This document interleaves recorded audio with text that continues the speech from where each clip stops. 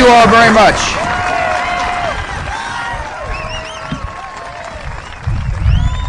Thank you all. I am glad to be back in the great state of South Carolina. I appreciate you all coming out. I'm so honored to have been invited to one of America's great cities, Charleston, South Carolina.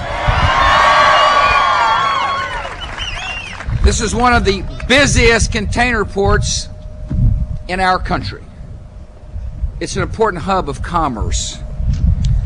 And we will work to make sure that not only is the port strong for economic reasons, we will make sure that the port defends the people, is ready to defend against the threats of a new era, that this port is secure and safe for not only the people of South Carolina, but for the people of the great United States of America.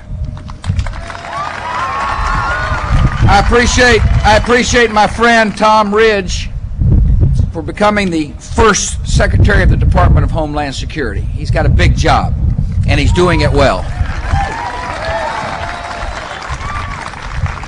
I want to thank Governor Mark Sanford for greeting me at the airport and for driving with me to the Port of Charleston. Mark's doing a great job for the people of South Carolina.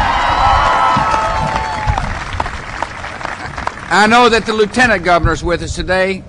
Lieutenant Governor Andre Bauer, I appreciate you coming, Andre.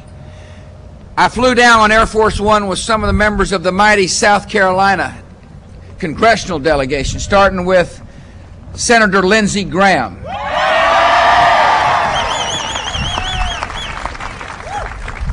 He was telling me what to do during the entire flight.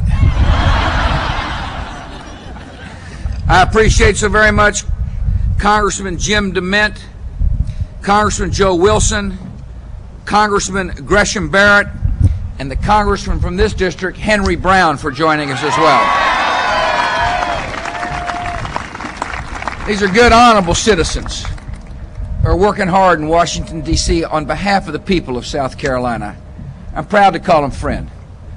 I'm proud to work with them for the good of the country. I appreciate the Mayor, Joe Riley, being here today. Mr. Mayor, thank you for coming. You're the mayor of a great city. Last time I saw the mayor, he said, "Need I remind you that your mother was educated in this great city?" No, you didn't need to remind me, Mr. Mayor. She reminds me all the time. I appreciate my friend Speaker David Wilkins, who has joined us, all the members of the State House who are here. Thanks for coming. State and local officials. I want to thank the members of the, of course, my friend Adjutant General Stan Spears is with us today. General, it's good to see you again. I appreciate Commander Gary Merrick, Captain Jim Tunstall of the mighty Coast Guard. I appreciate their service here, and I want to thank the members of the Coast Guard who are with us. I'm proud of the men and women of our Coast Guard who are always ready to protect the American people. I want to thank the members of the Air Force 437th Airlift Wing who are with us today. I appreciate the members of the United States Navy who are with us today.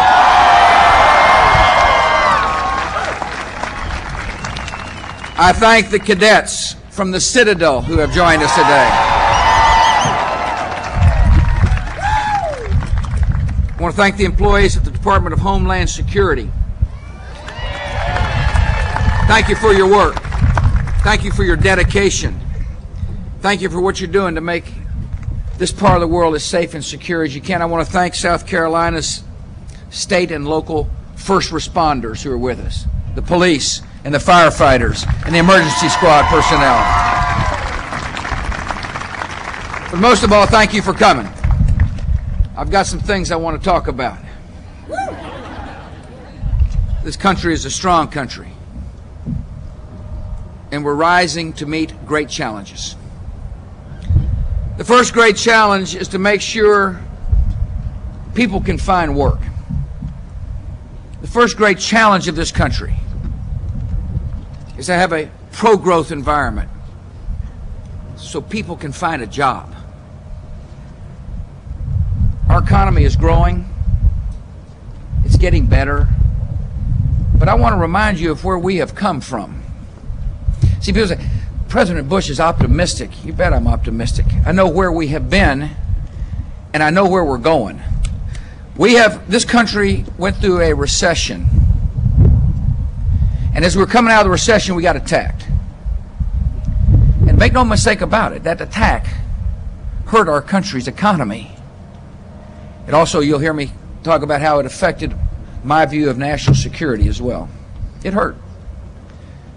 And as we began to recover from that, we discovered that some of our fellow citizens forgot what it meant to be a responsible citizen. In other words, they didn't tell the truth. They didn't tell the truth to their employees, and they didn't tell the truth to their shareholders. And that affected the confidence of our economy. By the way, we passed laws to hold those corporate criminals to account. They will understand now that there is a consequence for not telling the truth.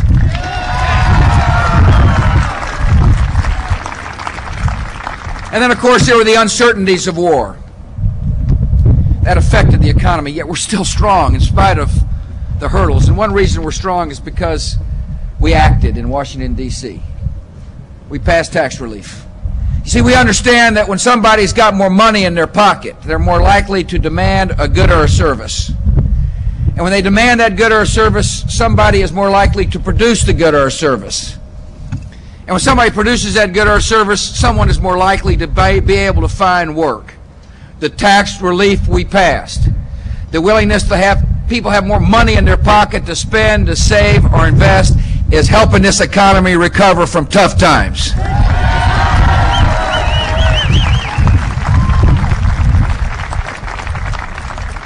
We also understand that most new jobs are created by small businesses. Most new jobs in the American economy are created by the entrepreneurs and small business owners of America. And so the tax relief we passed not only helped individuals and helped families raise children, but it was also directed at the small business sector of our economy. We must never forget the vital role that small businesses play in the United States economy. Things are looking good across the country. New home construction in 2003 was the highest in 25 years. Home ownership rates are the highest ever. And for the first time, most minority households own their own homes. We're closing the housing gap in America.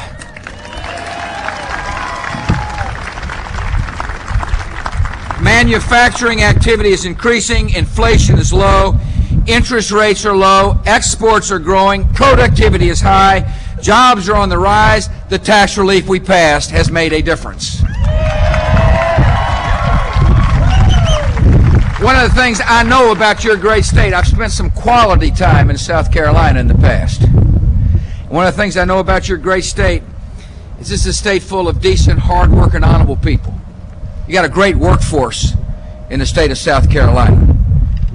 Many foreign companies and companies from other states move here because South Carolina's workers are dependable, good people.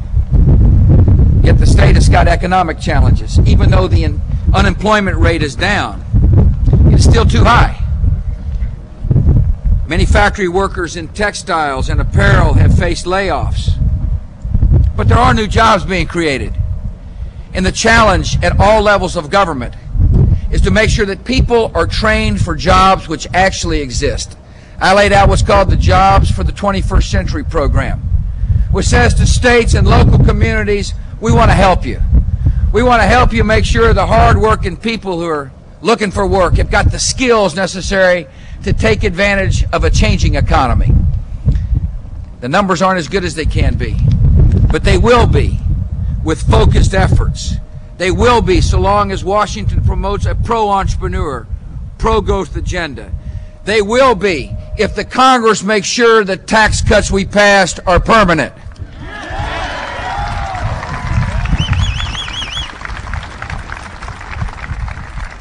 Now, I'm optimistic about our economy's future because the numbers look good. But that's not the true reason I'm optimistic. I'm optimistic because I understand the entrepreneurial spirit of America. I'm optimistic because I know the type of worker we have in this country. I'm optimistic because I trust the American people.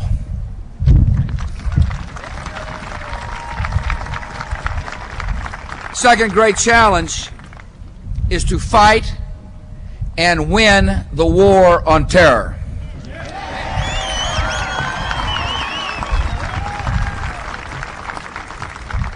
After we were attacked in 2001, I said time would pass and people would assume that the threats to our country had gone away. That's false comfort. The terrorists continue to plot against us. They still want to harm us. This nation will not tire. We will not rest until this threat to civilization is removed.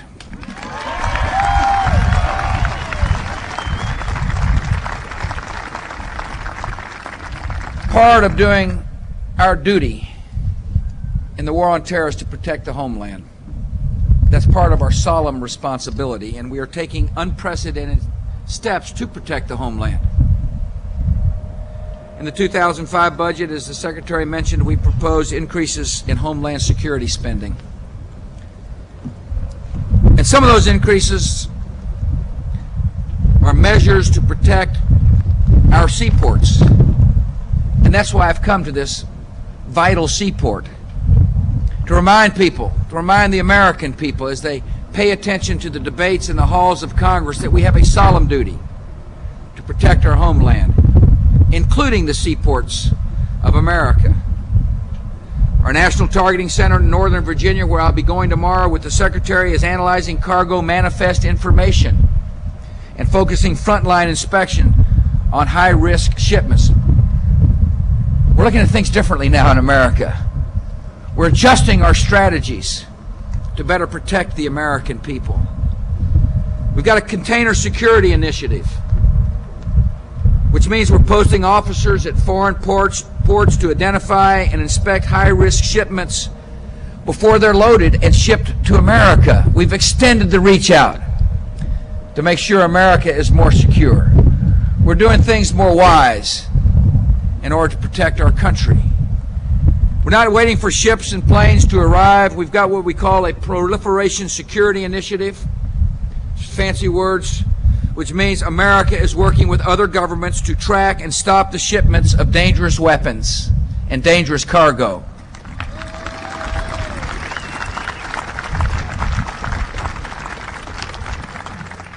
We're determined to keep lethal weapons and materials out of the hands of our enemies and away from our shores. We have a duty to protect the American people, a solemn duty. There's a lot of people in this crowd who've heard that duty, and I appreciate your service. I appreciate your willingness to sacrifice on behalf of the people. Another vital tool in homeland security is for Congress to pass laws that enable us to do our job. I'm referring to the Patriot Act. The Patriot Act gives federal law enforcement the tools they need to seize terrorist assets and disrupt their cells. It removes, the Patriot Act removed legal barriers that prevented the FBI and the CIA from sharing information that is vitally needed to uncover terrorist plots before they are carried out in America. Imagine a system that would not allow people who collect information to share information. It makes it awfully hard to protect the homeland if the FBI and the CIA can't share data in order to protect us. The Patriot Act made that possible. The Patriot Act imposes tougher penalties on terrorists and their supporters. We want to send a clear message to people that there will be a consequence. For years, we've used similar provisions that are now in the Act, to catch embezzlers and drug traffickers. What's in the Patriot Act today is nothing new. We've been using these provisions in the past. If the methods are good enough for hunting criminals, they're even more important for hunting terrorists. The Congress needs to extend the Patriot Act.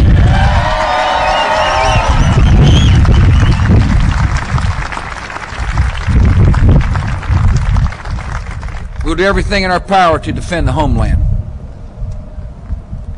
Yet we understand this, that the best way to defend the homeland is to stay on the offensive. The best way to protect America is to find the killers and bring them to justice before they ever harm another American. And that's exactly what this administration will continue to do.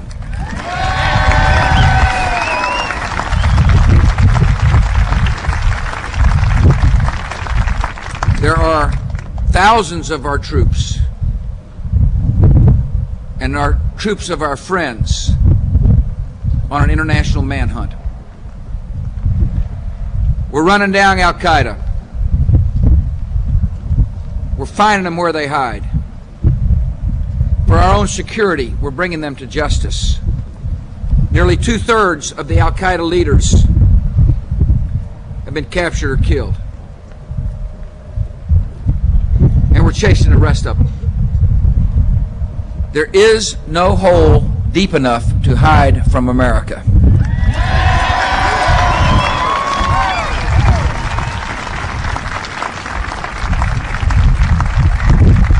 Part of this new war, this different kind of war, is to confront regimes that harbor terrorists, that support terrorists, that could supply them with weapons of mass murder.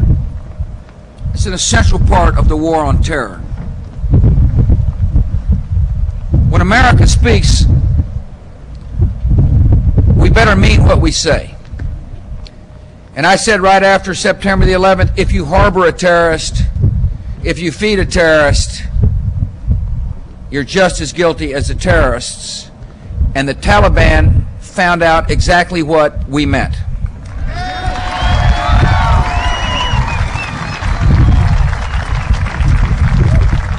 It wasn't all that long ago that Afghanistan was a haven for terrorists. This is where many terrorists learn to kill. There were training camps, places for them to hide.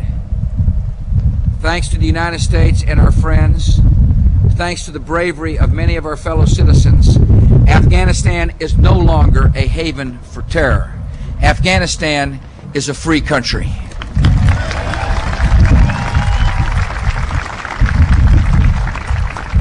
America also confronted a gathering threat in Iraq.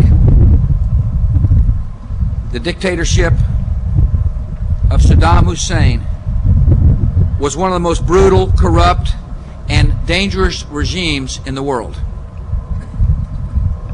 For years, the dictator funded terrorists and gave reward money for suicide bombings. For years, he threatened and he invaded his neighbors. For years, he murdered innocent Iraqis by the hundreds of thousands. For years, he made a mockery of United Nations demands that he account for his weapons. For years, Saddam Hussein did all these things. But he won't be doing any of them this year.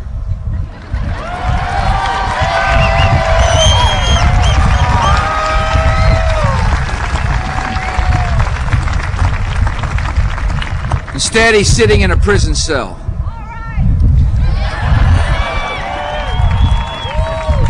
And he will be sitting in a courtroom to answer for his crimes.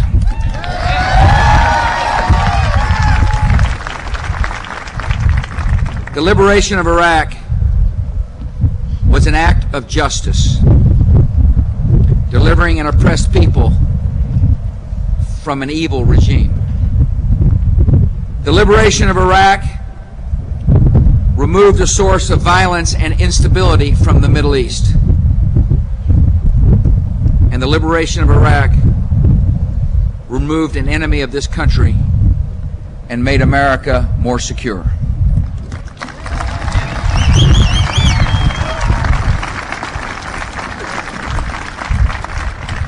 America and our friends have shown the world that we are serious about removing the threats of weapons of mass destruction.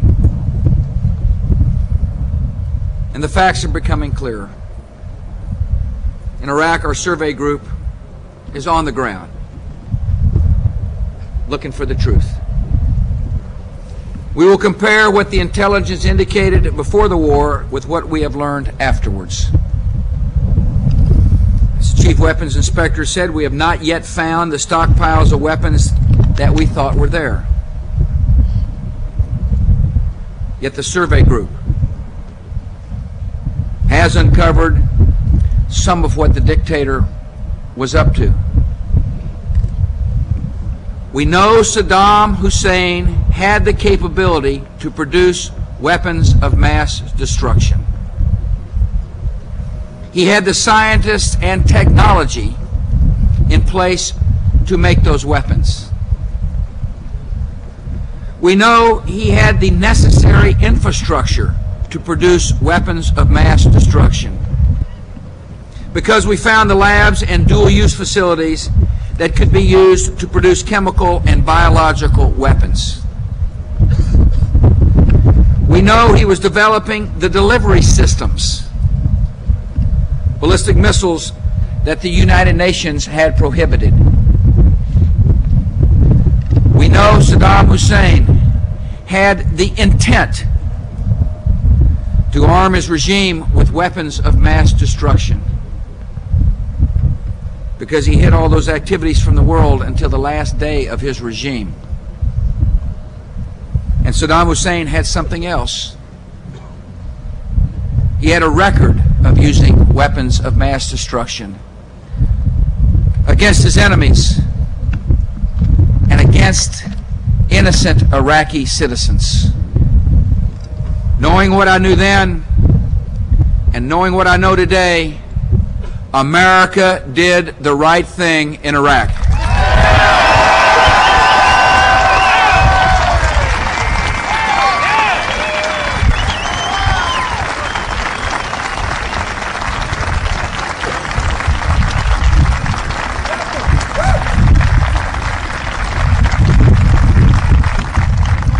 We had a choice: either take the word of a madman or take action to defend the American people. Faced with that choice, I will defend America every time.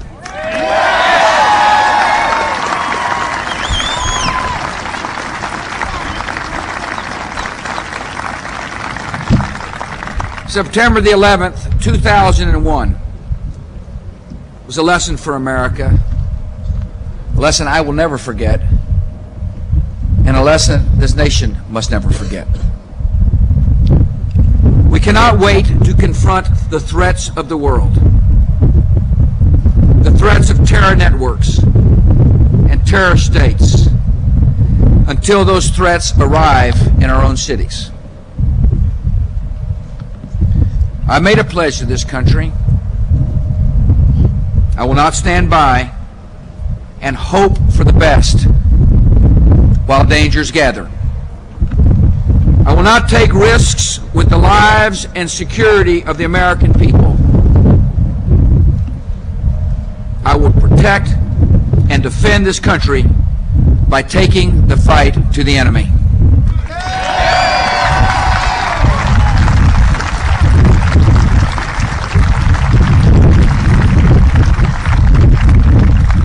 You're the commander-in-chief. You have to be willing to make the tough calls and to see your decisions through. America is safer when our commitments are clear, our word is good, and our will is strong. And that is the only way I know how to lead.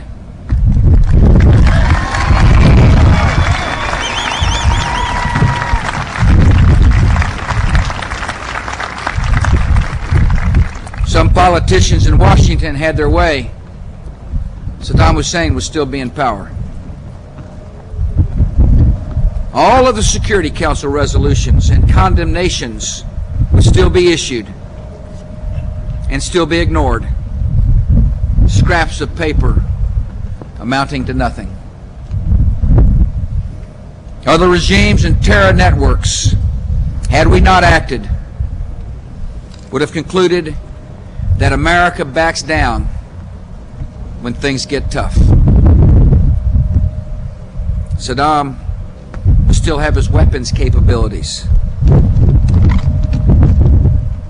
And life would sure be different for the Iraqi people. Secret police would still be making arrests in the middle of the night. Prisons and torture chambers would still be filled with victims. More innocent Iraqis would have been sent to mass graves. Because we acted, Iraq's nightmare is over.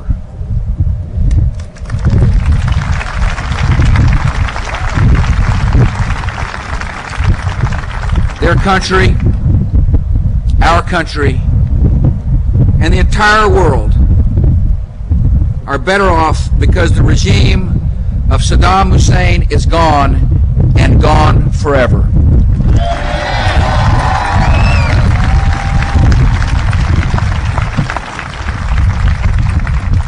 Because of American leadership, the world is changing for the better. Other dictators have seen and noted our resolve. Colonel Gaddafi in Libya got the message and is now voluntarily disclosing and eliminating his weapons of mass destruction programs.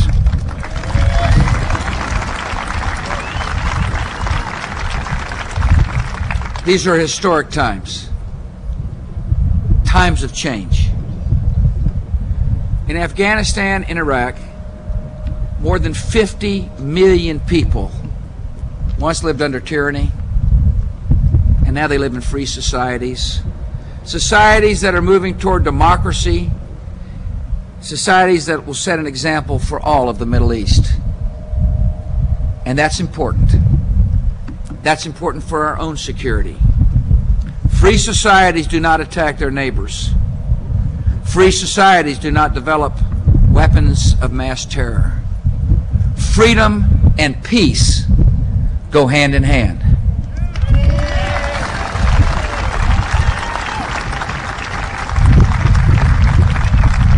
These are great and hopeful events,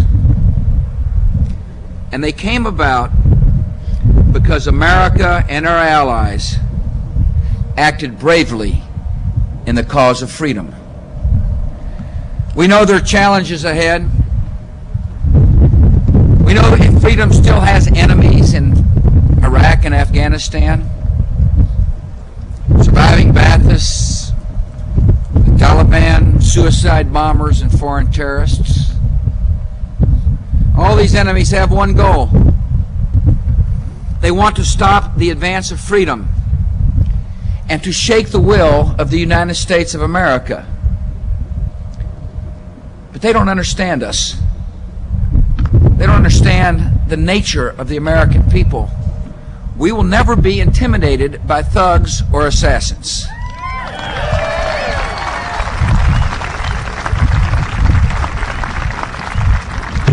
The killers will fail, and the people of Iraq and Afghanistan will live in freedom.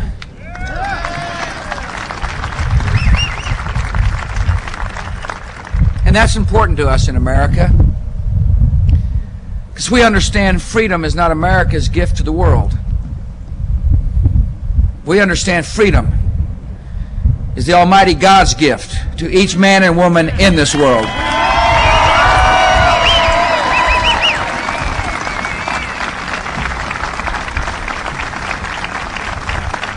South Carolina is a state that is really proud of the people who wear the uniform. Over 5,000 reservists and National Guardsmen are currently deployed in Iraq and Afghanistan and Kosovo and for the defense of the homeland. Hundreds of officers from the Citadel are serving in Iraq and Afghanistan and elsewhere in the war on terror.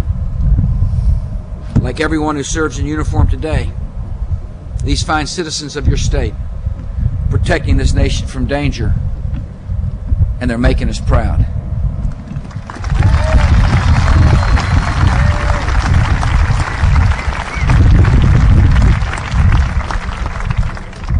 I've made a commitment to the men and women of our military. America's asking a lot of you, and you deserve a lot in return. You deserve our praise and our thanks, and we will give you the resources you need to fight and win the war on terror.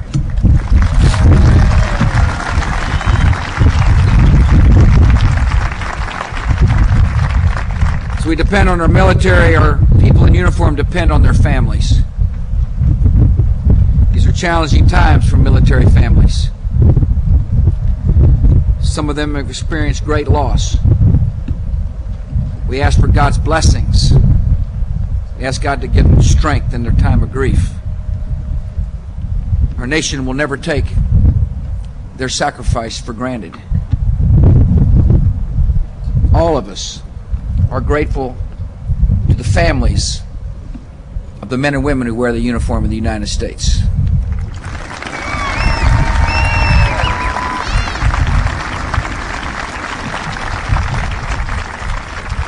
By the unselfish dedication of Americans in uniform, people in our own country and in lands far away can live in freedom and know that the peace that freedom brings. America has been given great responsibilities, and those responsibilities have come to the right country. By our actions, we have shown what kind of nation we are. A good and just and generous people. We don't shrink from any challenge. We're rising to the call of history. Now and in the future, this great land will lead the cause of freedom and peace. May God bless you all. Thank you for coming. Thank you all.